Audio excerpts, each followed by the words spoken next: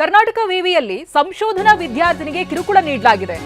ಕರ್ನಾಟಕ ವಿವಿ ಸಸ್ಯಶಾಸ್ತ್ರ ವಿಭಾಗದ ಮುಖ್ಯಸ್ಥರ ವಿರುದ್ಧ ಪ್ರತಿಭಟನೆ ನಡೆದಿದೆ. ಆಡಳಿತ ಕಚೇರಿ ಮುಂಭಾಗ ಎಬಿವಿಪಿ ವಿದ್ಯಾರ್ಥಿಗಳು ಧರಣಿ ನಡೆಸಿದ್ದಾರೆ. ಆಡಳಿತ ಕಚೇರಿಯ ಗೇಟ್ ಅನ್ನು ತಳ್ಳಿ ಒಳನುಗ್ಗಿದ್ದಾರೆ ವಿದ್ಯಾರ್ಥಿಗಳು. ವಿದ್ಯಾರ್ಥಿಗಳ ಪ್ರತಿಭಟನೆ ಬೆನ್ನಲ್ಲೇ ಇದೀಗ ಪ್ರಾಧ್ಯಾಪಕನನ್ನ ಅಮಾನತುಗೊಳಿಸಲಾಗಿದೆ.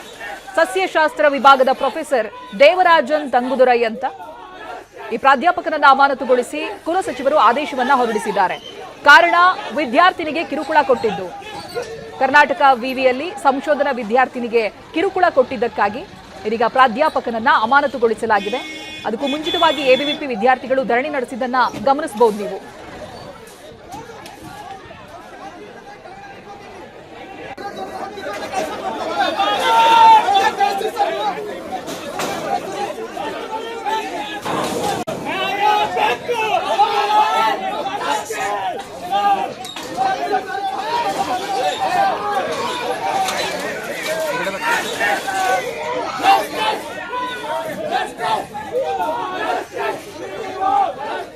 ದೃಶ್ಯದಲ್ಲಿ ಗಮನಿಸ್ತಾ ಇದ್ದೀರಲ್ಲ, ಈ ಪ್ರೊಫೆಸರ್ ಒಬ್ಬ ವಿದ್ಯಾರ್ಥಿಗೆ ಕಿರುಕುಳವನ್ನ ಕೊಟ್ಟಿದ್ರು. ಅದು ಗೊತ್ತಾಗ್ತಾ ಇದ್ದ ಹಾಗೆ ಎಬಿವಿಪಿ ವಿದ್ಯಾರ್ಥಿಗಳು ಧರಣಿ ಮಾಡ್ತಾರೆ, ಗೇಟ್ ಅನ್ನ ತಳ್ಳಿ ಪ್ರತಿಭಟಿಸ್ತಾರೆ. ಅದರ ಬೆನ್ನಲ್ಲೇ ಇದೀಗ ಪ್ರೊಫೆಸರ್ ದೇವರಾಜ್ ತಂಗುದುರೈಯನ್ನ ಅಮಾನತುಗೊಳಿಸಲಾಗಿದೆ. ಸಸ್ಯಶಾಸ್ತ್ರ ವಿಭಾಗದ ಪ್ರೊಫೆಸರ್ ಇವರು.